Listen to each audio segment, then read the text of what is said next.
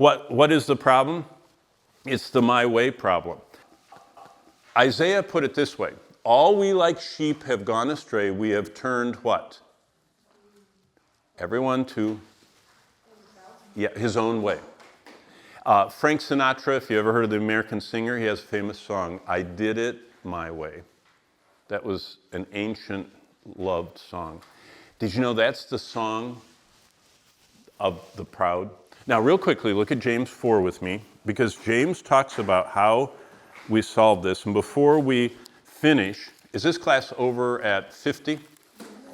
Oh, no, I have too many slides. Well, I'm going to go really fast. James chapter 4. Here we go, because I want to catch up. It says, where do wars and fights come from, verse 1? Do they not come from your desires for pleasure that war in your members? You lust and do not have. You murder and covet and cannot obtain. You fight and war, yet you have not because you ask not. You ask and don't receive because you ask amiss, that you may consume it on your pleasures. So how do we cure that? Well, first of all, God is warning in these first verses that pride will rot us if we allow it to seep through. Did you know that wood, if water gets on it and bugs, rots? Do you guys notice that around here? That these wooden cabins are slowly falling apart? Why? Because water gets in them and everything. That's why, you've got the tarp on the backside of that, because the storm was putting in water. If we allow pride to seep into our life, look what it does. James 4:1 says, where do fights come from? Pride poisons my relationships. It pollutes my life. The end of verse, they war in my life. It produces anxiety, verse 2. You have all this stuff and you're anxious because you don't get what you want. It ruins your prayers. Look at verse 4. Do you not know that friendship with the world is enmity with God? God becomes opposed to us. We can't grow spiritually. So pride is horrible. But what happens when we resist pride? And that starts in verse 6.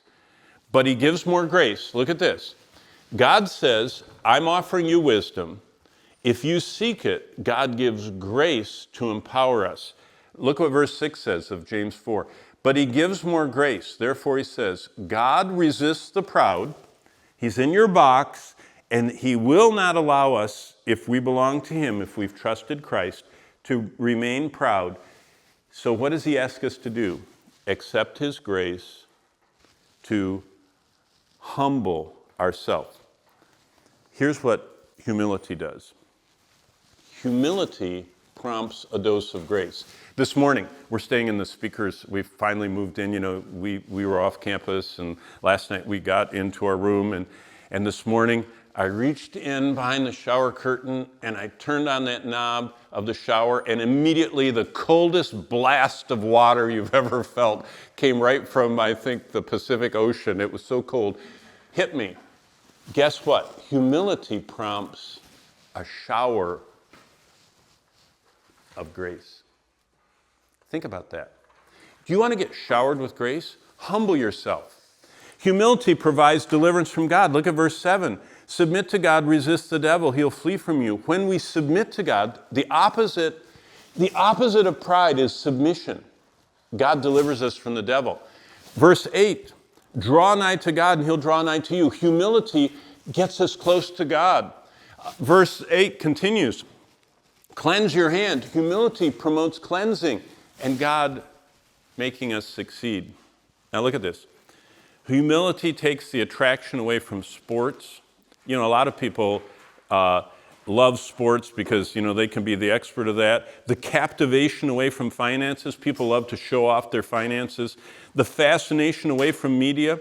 As God's grace makes the world offensive to me, and God becomes more important than my entertainment and pursuits.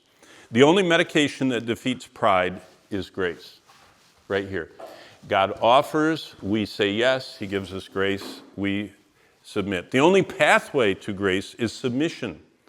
And grace allows us to clothe ourselves. Look at Colossians now. Back up from James to Paul's epistle to the Colossians. By the way, I love how the Bible's all connected.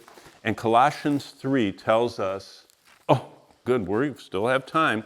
Look at Colossians 3:12. Therefore, as the elect of God, holy and beloved, anybody in verse 12? What's the next two words? I see someone. Just before that. But before, start at the beginning of the verse and read it. Let's see how yours reads. Therefore, yeah. It says, put on then as God. Oh, there it is. The first two words then. Put on. Do you understand what humility, how you get it? Some people just say, I want to be humble. You know what God says? That you do what I did this morning. Do you all see my blue shirt? You should have seen it last night. It was crumpled up. You know, we've been traveling since August, and it was crumpled up and stuffed in. And I heard the sound of, Bonnie got out the ironing board, and then I heard the iron started, you know how it puffs steam. And I heard these sounds, and she completely made my shirt all flat again instead of crumpled.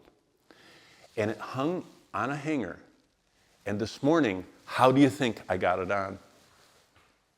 I didn't stand there like the Iron Man, you know, and wait for it to fly at me. I went over and grabbed it and put it on. Do you know what the Bible says? God enables, or His grace enables us to clothe ourselves with humility. We say, enough's enough. I want you. I want to submit to you. I want your humility in my life.